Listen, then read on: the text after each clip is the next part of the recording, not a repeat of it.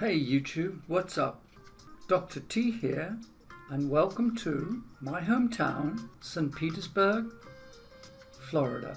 We are located on the central west coast of Florida by Tampa Bay and in the Gulf of Mexico on the west side of the county. Take a minute to have a look at St. Petersburg in all its wonders, a piece of paradise to live in. If you are new to my channel, take a look around. You will find everything for one-stop shopping in the playlists. Hey YouTube.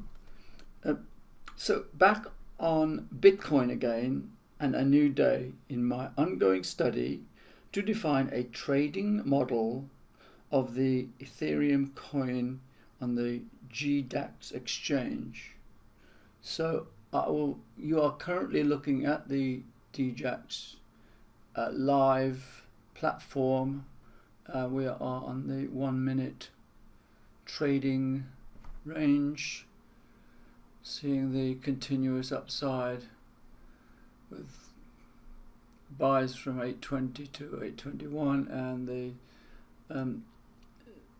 incoming sells and buys on the corresponding page. Now I'm going to update what I am doing with an overall summary.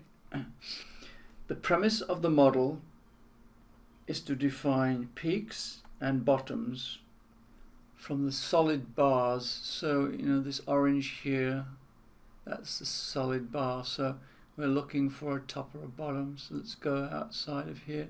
So we'd take this solid bar here as a potential bottom, and any other corresponding solid bars like that as a potential top. That would be a potential top, to define what the top and the bottom ranges will be taken from, and from these bars to define a common functional sell range below a peak and buy range above a bottom.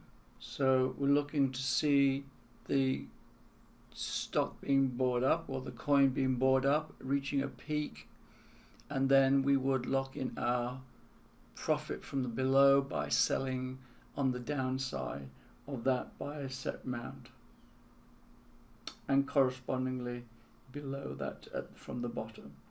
Anyway, to continue with this, to define a common functional sell range below a peak and a buy range above a bottom.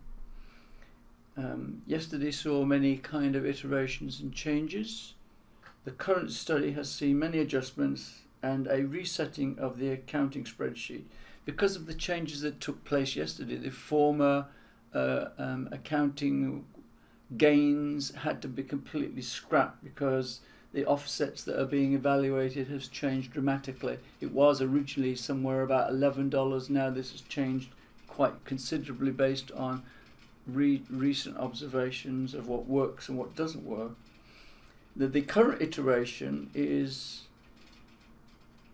evaluated to a sell buy offset of $17 below a peak and above a bottom. So what that means is, having identified a sell or a bottom, and I use my over here I have my coding pie chart, which I use to conveniently evaluate what the ups and the downs are. So I have two coding blocks here. One is to define a sell point, one is to define a sell point when there is a peak, and one is to define a buy point when there is a bottom. They can't be operated, well, they can be operated together, but they just put out two pieces of data which I don't want. So the new accounting sheet has been reset to a buy from the recent bottom of yesterday at 681. So I put in a buy at 681 and we account the current top, which has now gone up to 619. That gets put onto the spreadsheet. It was 617, it's gone up a bit, 619. We run the calculation with its 17 offset, and that would give us a predicted bottom sell on the way down of 702. It's still going up, and at that we would have gained 3% profit from the base. So that is the summary of the current position, which is ongoing. From yesterday or earlier today, let me find the right point. Okay, this recent iteration started off yesterday with this bottom at 666, which saw us having a buy-in, the first new buy-in at 681. There was a fluctuation here where it actually reached a peak, came down to a sell-off.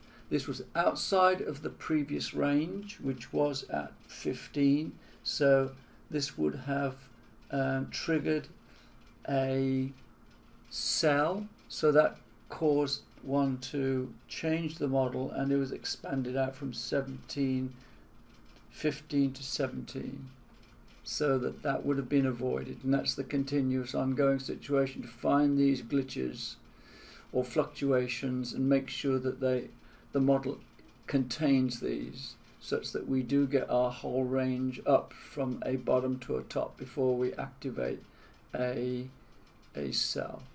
So that's the current ongoing situation, and keep this study updated as we go forward.